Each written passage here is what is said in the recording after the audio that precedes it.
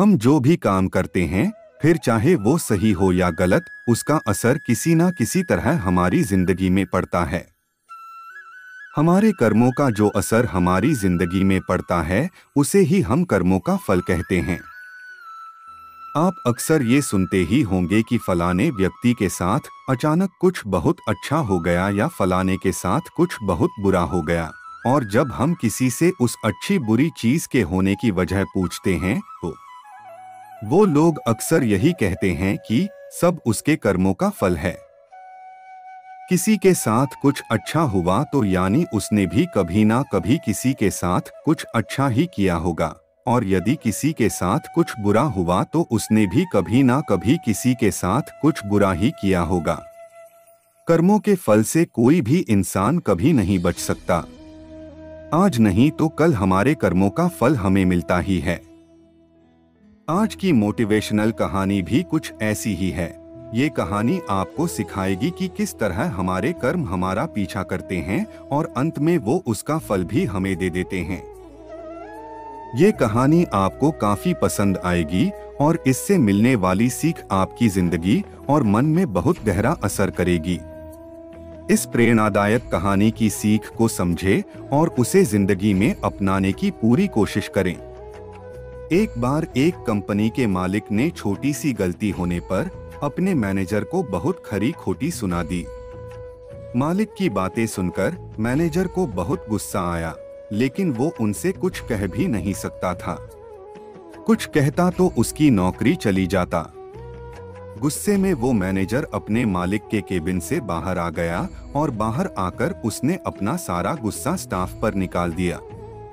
अब बिना वजह डांट पड़ने की वजह से स्टाफ वालों को भी गुस्सा आ गया, लेकिन वो भी मजबूर थे, अपने मैनेजर से कुछ कह नहीं सकते थे।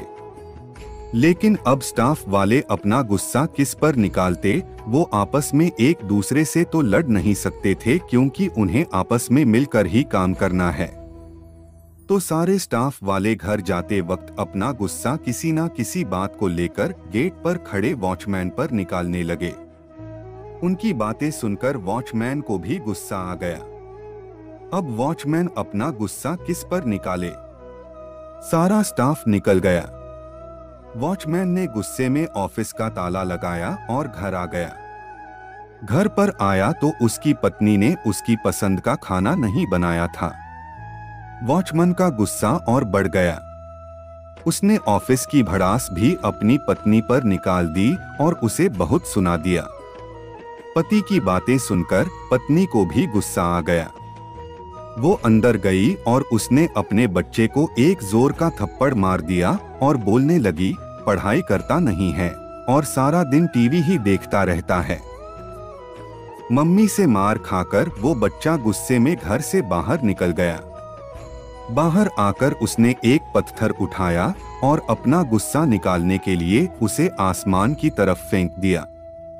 वो पत्थर थोड़ा दूर सो रहे एक कुत्ते के सर में जा लगा। कुत्ता गुस्से में उठा और उसने इधर उधर देखा तो उसे दूर एक आदमी दिखाई दिया। कुत्ते ने सोचा कि पत्थर इसी ने मारा होगा।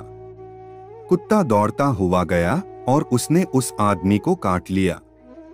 उस आदमी ने बड़ी मुश्किल से उस कुत्ते से अपना पीछा छुड़ाया, और जिस आदमी को उस कुत्ते ने काटा वो उसी कंपनी का मालिक था जिसने सुबह ऑफिस में अपने मैनेजर को डांटा था। वो आदमी थोड़ी देर तक बस यही सोचता रहा कि आखिर इस कुत्ते ने मुझे बिना वजह काटा क्यों? रोज तो ये मेरे पास दुम हिलाता हुआ आता था, लेकिन आज इसे ऐसा क्या हो गया जो इसने मुझे काट लिया? सीख जो हमें इस कहानी से मिलती है।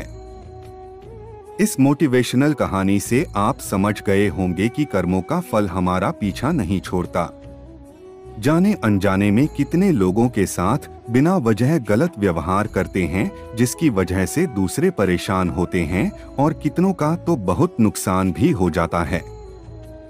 पर हमें तो उसका अंदाजा भी नहीं होता, क्योंकि हम तो अपनी मस्ती में ही जीते हैं।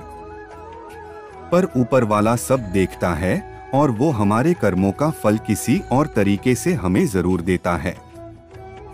इसलिए जिंदगी में बहुत जरूरी है कि आप दूसरों के साथ अच्छा व्यवहार करें, हर किसी की परेशानी को समझें। किसी के साथ बुरा ना करें, क्योंकि जैसा बीज हम बोते ही वैसी ही फसल हमें मिलती है।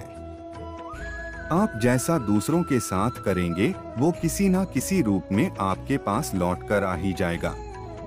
फिर चाहे आप किसी को नफरत दें या फिर प्यार। जिंदगी को बिना लड़ाई झगड़ों के भी जिया जा सकता है। किसी को अपनी गुस्से से समझने से बेहतर ही कि आप उस बात को प्यार से समझाएं। हमेशा याद रखें, अच्छे कर्मों से ही इंसान महान बनता है। अच्छे कर्म करने के लिए हमें किसी ट्रेनिंग की जरूरत नहीं पड़ती है, बस हमें अपनी सोच और समझ को अच्छा करना होता है।